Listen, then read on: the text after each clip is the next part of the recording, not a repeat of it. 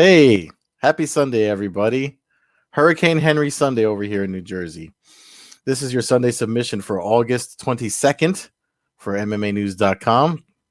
I am Ed Carbajal, a contributor here at the site. You can follow me on Twitter at Carbazel. Before we get into all the combat sports stuff from the last, 4 days? Thursday, Friday, Saturday? 3 days. Thursday, Friday, Saturday. Make sure you click the bell notification, thumbs up, give a like to the video over at the MMANews.com YouTube channel where videos like this exist. And we have a new interview from the Canadian God, James Lynch, with Arman Sarukian. Hopefully I'm reading that right. He fights Dan Hooker on September 18th. So make sure you go and check that out, as I'm sure there's a lot of good stuff that they talk about as far as his fight preparation against the likes of Dan Hooker. So before we get into all the mixed martial arts stuff that happened, I would be remiss. The podcast I do, we did like a preview thing over at Coast to Coast Combat Hour, and we looked at all the MMA and bare knuckle, and we completely forgot to look at Manny Pacquiao versus Yordenis Ugas. And we should have, because as you probably know by now, as I'm recording this late, I know it looks later. It's actually looks later than it is because of the hurricane. It looks like it's goddamn night over here in Jersey, but it's actually not. This is the regular time I usually stream this on my Twitter. What's funny is, like, I accidentally placed a bet on Pacquiao and then decided to remove it, and then I just stayed away from it at all, because if you don't know about the boxing match with Pacquiao and Ugas won, upset Pacquiao. I personally thought Manny Pacquiao would win just because of the fact that he was fighting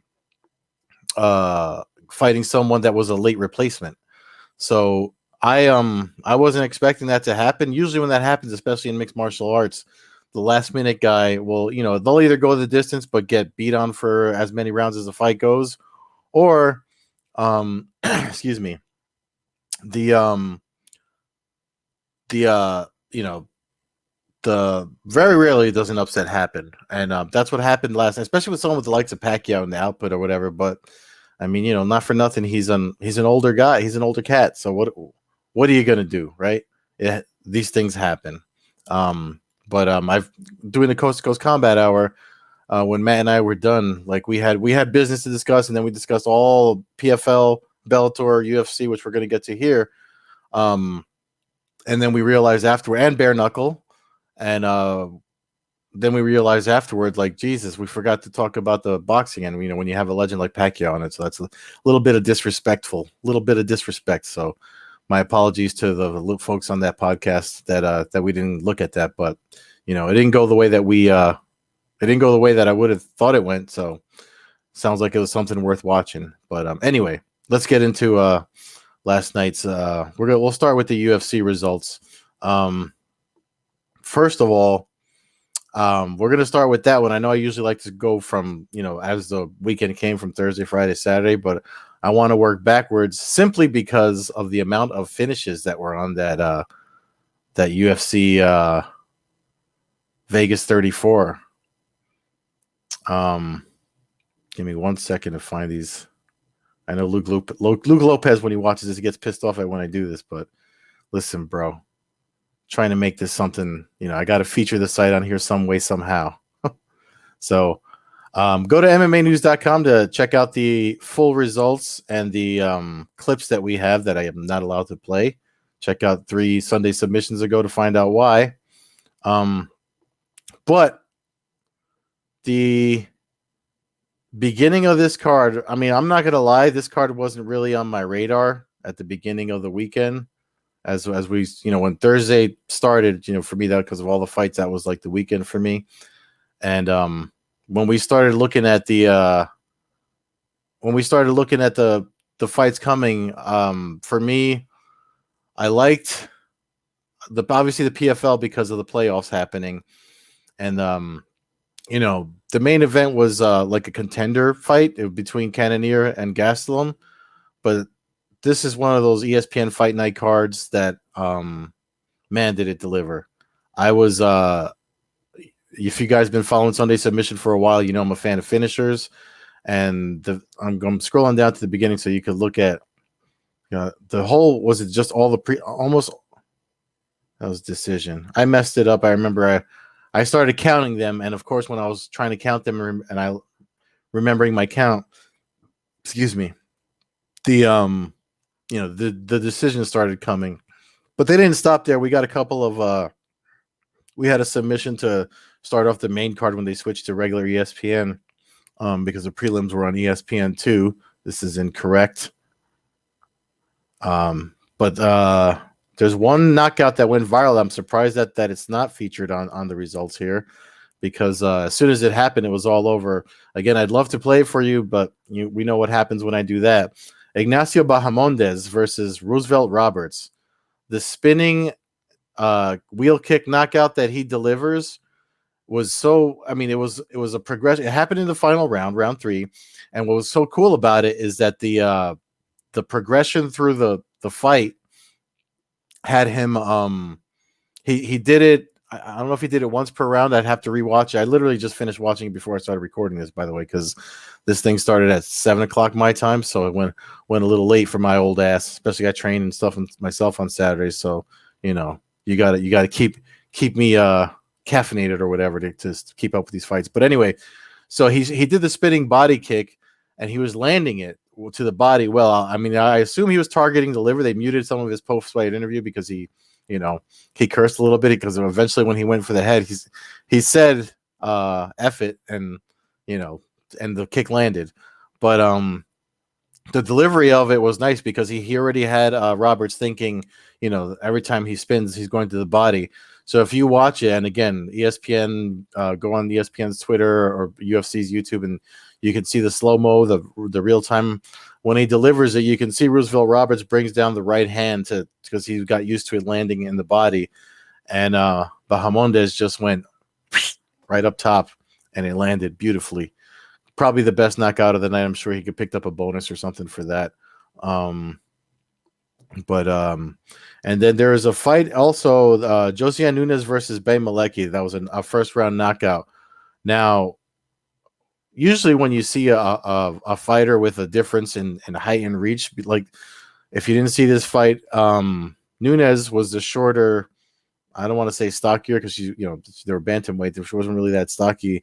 And Malecki, who looked like she had a huge height and reach advantage over her, and that clearly didn't matter to Nunes. She came at her. She kept firing off her. Well, she was southpaw, if I'm remembering correctly. So she was firing off her left. I was going to say overhand right, but this punch just kept. I remember watching her be pressure and aggression, and making Malecki have to defend, to the point that she was because of her height, she was putting her hands up, but I guess she was protecting down here. So this hand kept landing, and eventually she blazed her. That's all I can say. I mean, it was great finishes. I mean, it got to that. I think that was the fight where I said, yeah, because that's where the decisions start coming in. But that was the fight that I was like, how many finishes we got here? I mean, all of these finishes here in the beginning. So if you didn't get to catch those, I'm not an ESPN Plus subscriber, so I was glad that they put these on. I mean, you could probably go back in ESPN Plus and watch these fights, but these first few fights were something else. But I'm really surprised that this highlight isn't on here with all the highlights that we have from the main card up top. But I guess folks only scroll so much on MMANews.com. Who knows the reason behind that? But this fight here with Brian Kelleher and Domingo Pilardo, even though that went to the decision, that was a fun fight to watch. This card, amazing, just top to bottom. I'm going to talk about the main event in a minute, because I just finished watching it. There was this heavyweight fight. This was Brandon Royval fight. Before we get into the heavyweight fight, this flyweight, the flyweight first main card fight. That was Brandon Royval. I'm pretty sure that was Brandon Royval's first fight back. And I mean, the dude, even though he lost, I mean, he's young. He's got a long, he's going to develop more. But like he separated his shoulder, if you remember, when he fought Brandon Moreno. So he had to get surgery for that. He came back. I mean, and the way he was fighting, not for nothing, it didn't seem like he had any issues with his shoulder or what have you.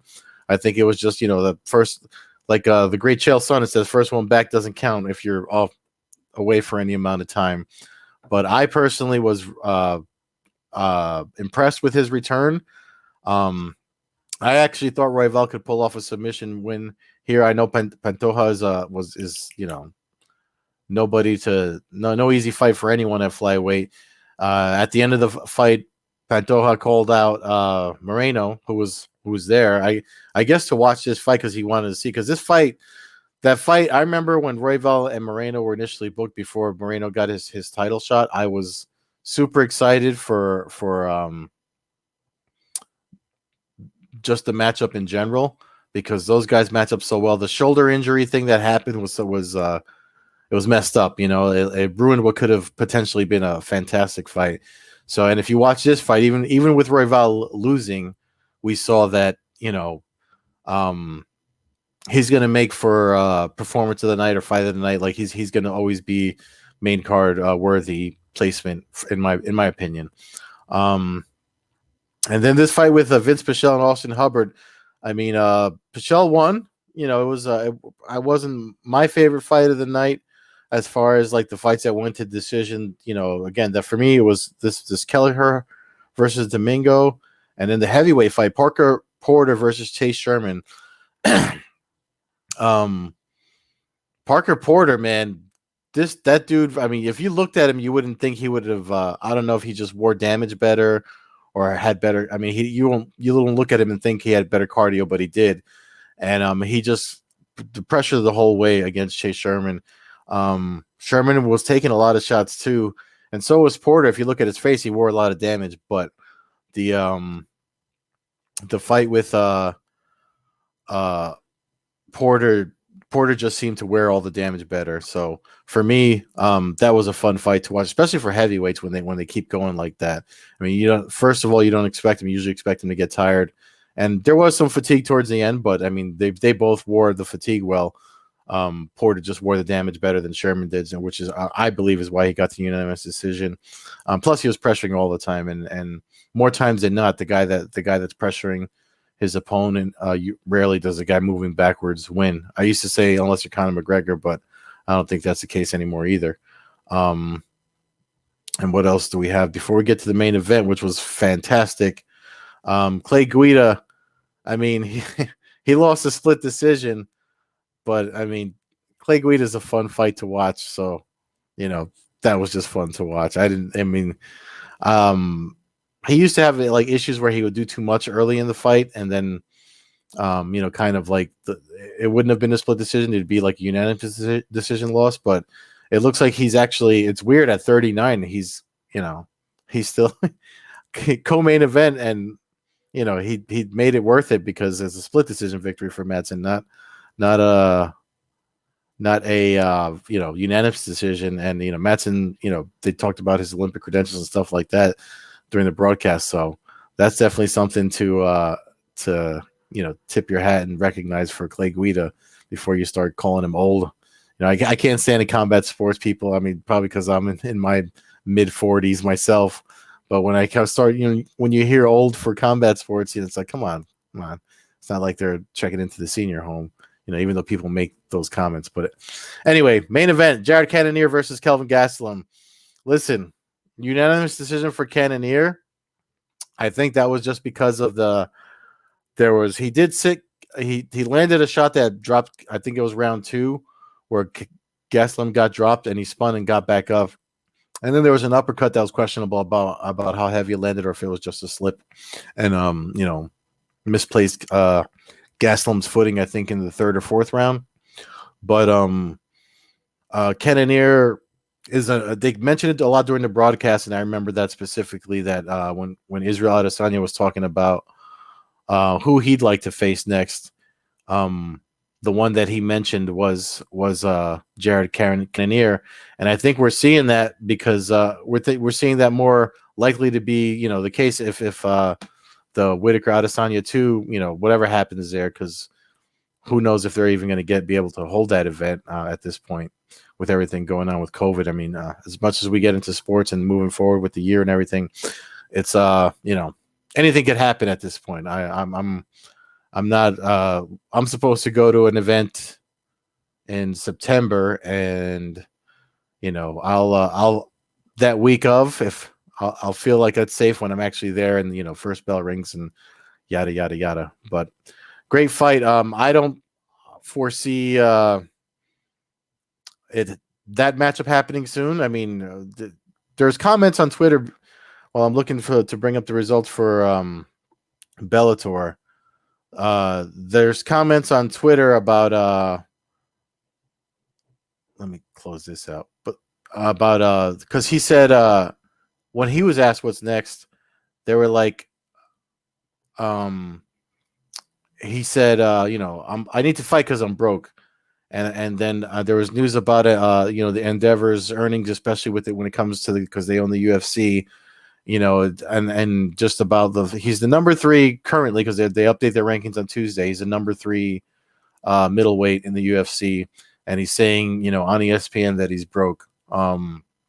Listen, if you're fighting the top organization in the world and you're saying that you're broke, I mean, that's definitely that's never gonna the fighter pay, especially when it comes to the UFC. It's never going to not be looked at. You know what I mean? It's always going to be under the microscope, and as with them Endeavor going public and the UFC being part of the ownership, don't be surprised if that becomes more of a focus point in the near future. Like, folks are going to keep on looking at that as long as as long as it keeps being brought up, and GoFundMe for fight camps and stuff like that. So I know you're going to have the other side of the fence where folks are like, oh, maybe he could manage his money better. But listen, still, the people have this image of the professional athlete. And when you look at where they're fighting, where the money comes from, and how much gets, the numbers are out there. You just have to look it up. I'm not going to make this a soapbox, especially MMANews.com loves the UFC so much. So speaking of love, now let's look at Bellator's results from Friday. This is their last event of the summer, final Bellator 265. Main event was Czech Congo versus Sergey Karatanov. The 46-year-old Congo submitted Karatanov in the second round, and a lot of folks. It's funny because again, we looked at these fights going into them, Matt and I, at the Coast to Coast Combat Hour podcast, and the thing that he and I said about this particular fight was, Czech Congo, he's had a long career. He's 46, which I just talked about the age and everything for combat sports. Congo, he didn't fight like a 46-year-old during the fight. It was actually it was 2 rounds, and that second round he really brought it to Karatanov. We expected this laboring, like, older fighter type of pace, and he brought it to him. But I would be remiss if I said he took off his gloves and laid down after he got the win, and they were going to help him up. He didn't want any help up. So there's something to be said that there might be something. I didn't see any post-fight interview stuff from him. He didn't do I was tapped into the Bellator Zoom. I usually get the links for that, or you check Bellator PR's YouTube channel. Didn't see any interviews from him for that. So I was actually, before I recorded, I was like, did he announce retirement or something? I feel like he was thinking about it. Usually when the gloves come off before they do the official decision announcement, that's something to expect. But, it is what it is. At 46-year-old, he's still picking up victories and, holding his position in the Bellator rankings. So I wrote in this article was initially just the fight cards. This has got my byline on it. So I just there was news. The original co-main event was supposed to be Adam Borgs versus JJ Wilson. It was canceled. Homeboy Nolan King from MMA Junkie broke the news Thursday morning. So they bumped up, and this was Logan Storley's hometown, where him versus Dante Shuro was the main event. I'm wondering, like, how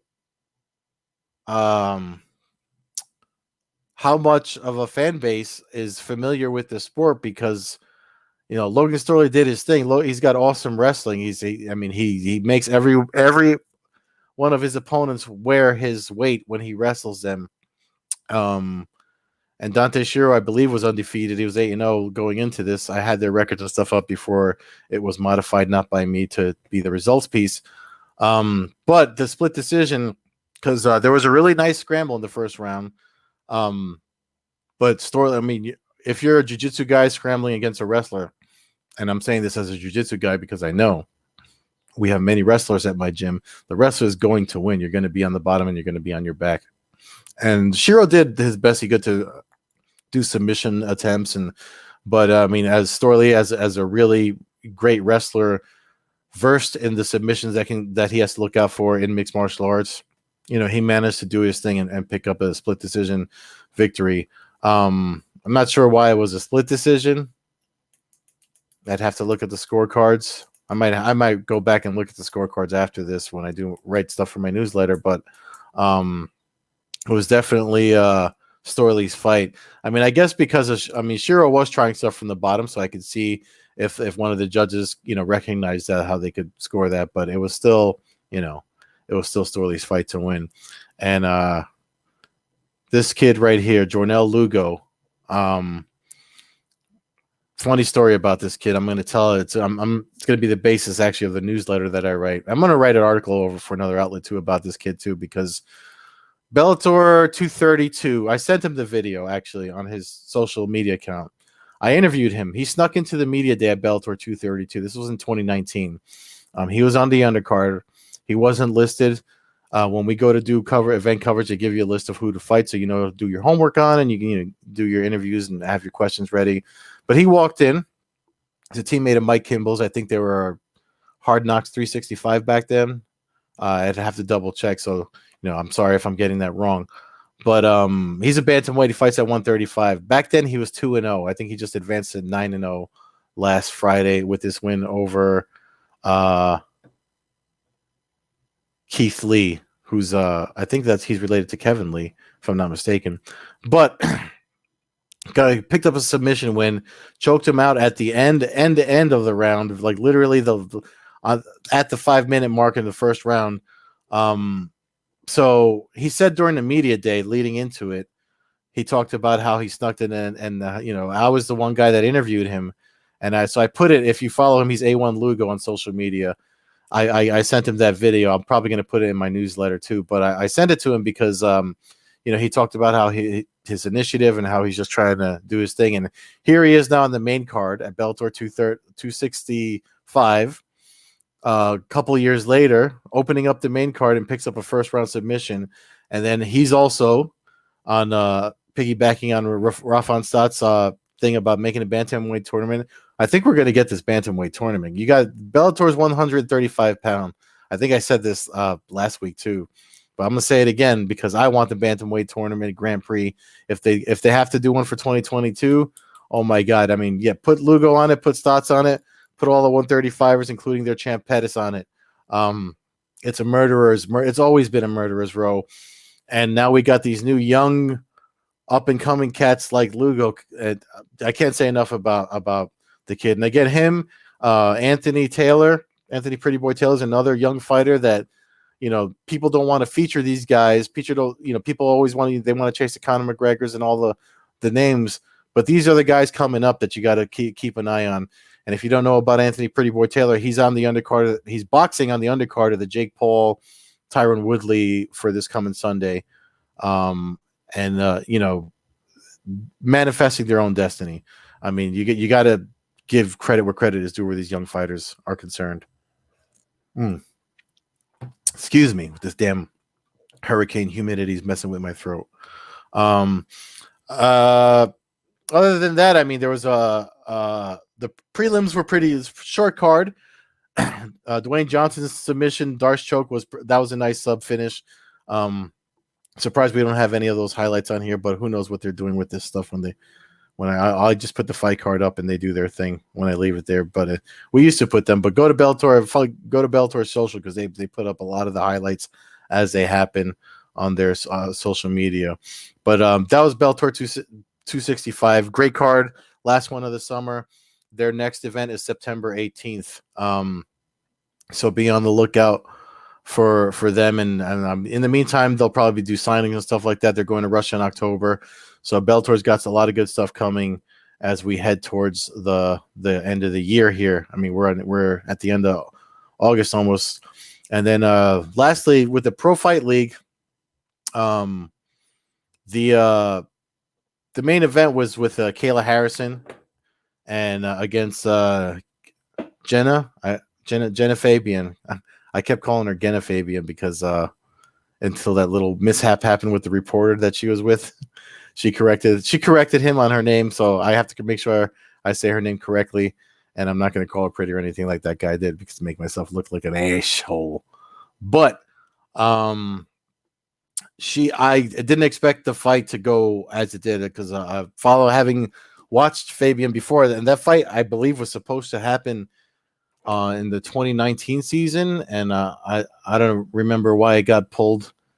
There was no COVID, it was like visa issues or something, because she was supposed to fight her at some point in the season, and then she wound up fighting Pacheco. Harrison wound up fighting Pacheco again. This fight in particular, I just thought she would use her striking, Fabian. I thought she would use her striking to keep Harrison at bay and give her problems. The fact that it didn't go that way, I think, just makes us have to look at Harrison more. You have two people when it comes to Kayla Harrison, two like views from the fight fan aspect or whatever you want to call it, the points of view that they have are easy. Okay, they're feeding her cans or whatever, and then my point of view, which is the other side, is like this woman is legit. Like she trains with Amanda Nunes. She's not beating any. If anything, all these fighters that she's beaten have more experience. Most of them have more experience than her, because she started right. She started doing her pro MMA fights, right? And she didn't do any amateur. She just went right into pro MMA, and she started doing them just as World Series of Fighting was transitioning into the Professional Fighters League. So they've proven, they're doing it now with Clarissa Shields, that they can build fighters from other combat sports into legit competitors, and their format, has already proven that it doesn't matter your experience or where you come from. Because if you look last week when we talked about how Roy McDonald's out, Anthony Pettis is out, they're in the playoffs now, and these fighters are out. These favorite fighters, they're not in it anymore. But Kayla Harrison still is. And the other thing is too, someone that comes from the Olympics the way that she does, any Olympic level athlete, even if it's like freaking Olympic cornhole, or what is something, abstract, they are the best at it in the world. So if you're competing at that level, you're already a threat to most people.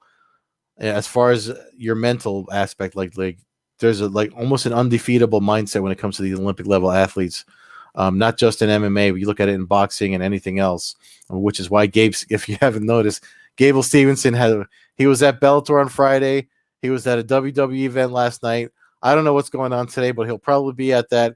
I mean, he's definitely doing the right thing to market himself around, because if he does fight, that guy's going to be a problem. I mean, just that focus on training and learning the new techniques. Look at what Clarissa Shields is doing. Look at what Kayla Harrison has been doing. It's definitely a testament to I don't see her, the way she's been talking, I don't see her staying with the PFL, because I mean, she already stepped away when they weren't doing anything. I don't want to say forced their hand, but she made her own destiny and fought in Invicta. She cut down to 145. Remember that she can make 145, and she did well in Invicta, and then she had another one at Titan FC that didn't fall through because her opponent didn't make weight.